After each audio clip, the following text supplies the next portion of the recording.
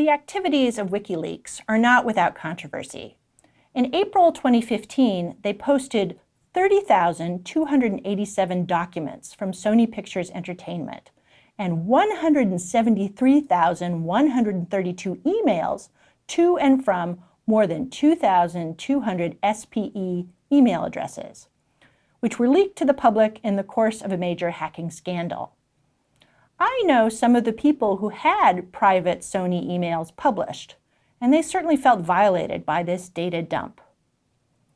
Of course, sometimes people give up their privacy voluntarily, even if it puts them in danger in countries like war-torn Syria, in order to establish their credibility and expose human rights abuses. But this can be a risky strategy.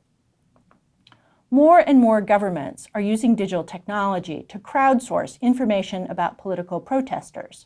Some governments are also using facial recognition algorithms to identify people resisting government authority in public places. In this case, law enforcement focused on protesters who rioted or looted property. But surveillance can be a slippery slope.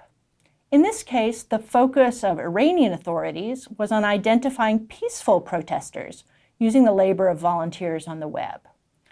Making everything public and following the principle of transparency can even jeopardize safety.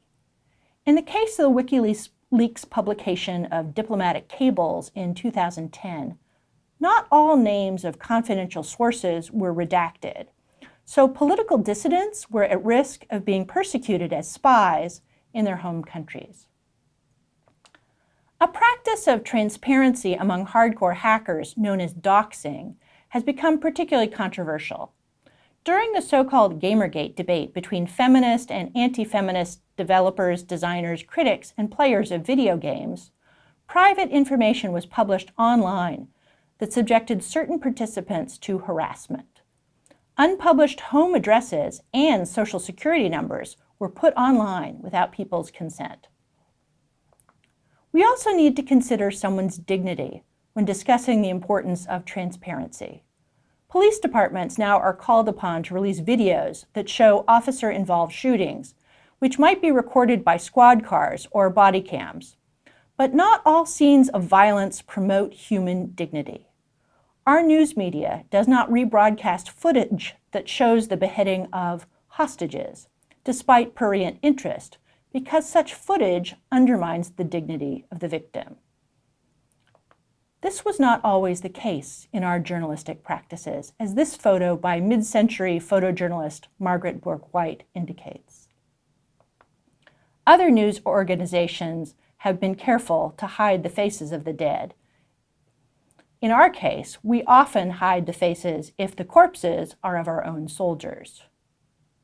But we might have different rules if it involves publishing the faces of our dead enemies, as in the case of these Lee Miller photographs of a family of Nazis who took their own lives at the end of the war.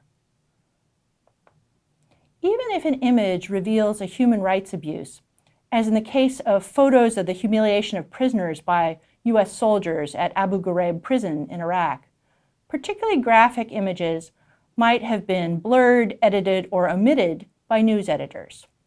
In Malaysia, the humiliating strip search of a prisoner became a cause célèbre among activists.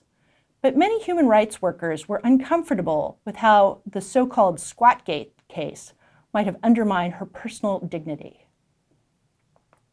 As we discussed in the unit on intellectual property, courts often are very generous about publication that involves political parody, because we have a long history of ridiculing public figures as part of our tradition of political speech. But courts have also ruled that there may be a big difference between public figures and private individuals. Recently, so-called revenge porn cases, in which a former lover publishes an intimate photo without the person's permission online, have inspired a flurry of legal activity. As legislators draft new laws to address the problems of identifying and combating potential criminal activity. Even if someone gave permission for the initial photo to be taken, republishing the photo without their permission can be very problematic. This is part of why it may be important to not only cite sources, but to get a release giving permission to share information from the source. In universities and medical centers, we often talk about the doctrine of informed consent for patients and experimental subjects, but informed consent can be important in many other shared settings. In thinking about media ethics, it may also be important to consider the intent of the original party creating content for the original audiences. In some cases, as in the video of an abusive Egyptian police officer slapping a helpless bus driver, photos, videos, and other digital files are created by perpetrators for perpetrators. These media might have a second life supporting human rights cases, but intent could matter greatly in other circumstances. In watching news broadcasts, sources might not always be identified. In this news broadcast, footage came from both a U.S. public relations video, which some might characterize as official propaganda, and cell phone video shot by jihadist insurgents. With so many sources and agendas intermingled, how can we figure out the truth? That is part of the work of your curatorial assignment, and the work on curation that we do more generally in this course. I hope you found this overview helpful, so that you can create media that promote transparency and openness without compromising privacy, safety, dignity, consent, and intent. In keeping the balance between objectivity and subjectivity, I'm sure that you can find ways to maintain your integrity as a rhetor.